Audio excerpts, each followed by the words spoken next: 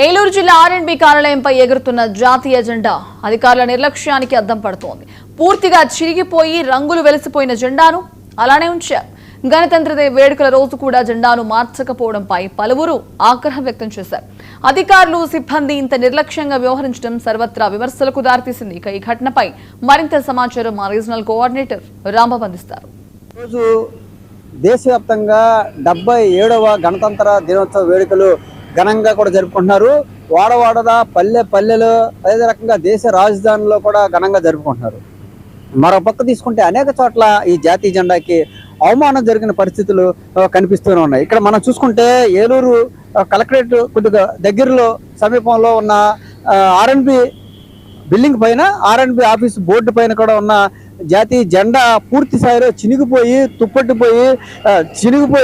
బాగా మాసిపోయి రంగులు కూడా సరిగ్గా కనిపించినట్టుగా కనపడుతుందంటే ఎంత శోచనీయం అనేది తెలుస్తుంది. ఇక్కడ ఈ చూసిన చాలా మంది పౌరులు కానీ ఆర్ఎస్ఎస్ కార్యకర్తలు కానీ ఇదంతా ఖండిస్తున్న పరిస్థితి ఉంది. ఇక్కడ మనతో పాటు ఆర్ఎస్ఎస్ నాయకులు ఉండాలని తెలిసిన ప్రయత్నం చేద్దాం. ఇక్కడ చూడండి, రహదారులు భవనాల శాఖ పైన చిరిగిపోయి వేలాడుతూ ఉంది.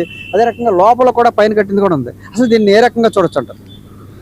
ఈరోజు జనవరి 26 తారీఖున 77వ గణతంత్ర దినోత్సవం దేశాన మూలన అంతా జాతీయ జెండా ఎగరేస్తే ఇక్కడ ఆర్ఎండ్బి ప్రధాన రహదారికి ఎదురుగా ఆర్ఎండ్బి బోర్డు ఎదురుగానే చిరిగిపోయిన జెండా ఉండడం అనేది చాలా శోచనీయమైన విషయం. దీన్ని ఏంటంటే అధికారుల యొక్క నిర్లక్ష్యంగా ప్రత్యేకంగా చెప్పాలి. ఎందుకంటే జాతీయ జెండా అనేది చాలా మంది శ్రమతో మన యొక్క భవిష్యత్తు గురించి పింగళ వెంకయ్య గారు కూడా ఇదే జాతీయ జెండాను రూపొందించారు. ఈ జాతీయ జెండా కూడా 1921 విజయవాడలో అఖిల భారత కాంగ్రెస్ దాంట్లో ఆమోదించారు. తర్వాత దాని యొక్క పరిధి దాటి 1947లో దీన్ని ఆమోదించబడింది. ఇంతమంది కృషి చేసిన, ఇంతమంది స్వాతంత్ర సమర యోధులు, ఇంతమంది రాజ్యాంగం రాయబడిన డాక్టర్ బిఆర్ అంబేద్కర్ గారు అదేవిధంగా ఇదే రోజు ఆమోదించబడింది రాజ్యాంగం కూడా. దీనికి ఉన్న పరిస్థితులు ఏంటంటే అధికారుల యొక్క నిర్లక్ష్యం మటుకి వైఖరి బాగా కనిపిస్తుంది. ఓ పక్కనేమో చిరిగిపోయిన జెండా అనేది చాలా ఇబ్బందిగా ఉన్న పరిస్థితుల్లో, ప్రతి పౌరుడు అనేది ఇబ్బందికర పరిస్థితిలో ఏర్పడింది. కాబట్టి తక్షణమే కన్సర్న్ డిపార్ట్మెంట్ పైన తగిన యాక్షన్ తీసుకోవాలని చెప్పి డిస్ట్రిక్ట్ మెజిస్ట్రేట్ కలెక్టరేట్ సమీపంలోనే ఈ ఆర్ఎండ్బి ఆఫీస్ ఉంది. ఇక్కడ రోజు కూడా అధికారులు కూడా ఇటు తిరుగుతూ ఉంటారు.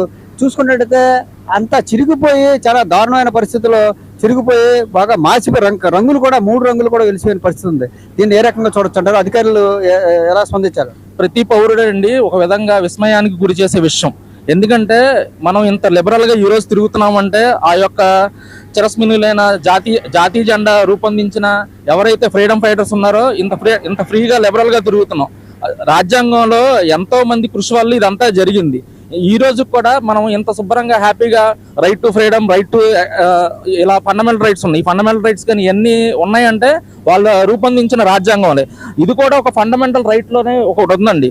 దీనికి కూడా ఏంటంటే తప్పకుండా ఎవరైతే ఉన్నారో దీనిపైన కన్సర్న్ ఆఫీసర్స్ పైన యాక్షన్ తీసుకోవాలని చెప్పి ఒక సాధారణమైన ఒక భారతీయుడిగా ఒక పౌరునిగా నేను కోరుకుంటున్నానని చెప్పి 99 టీవీ వాళ్ళకి విజ్ఞప్తి చేస్తున్నాను. అదేవిధంగా కలెక్టర్ గారిని కూడా వెంటనే దీని మీద ఇమీడియట్గా యాక్షన్ తీసుకోవాలని చెప్పి అడుగుతున్నానండి.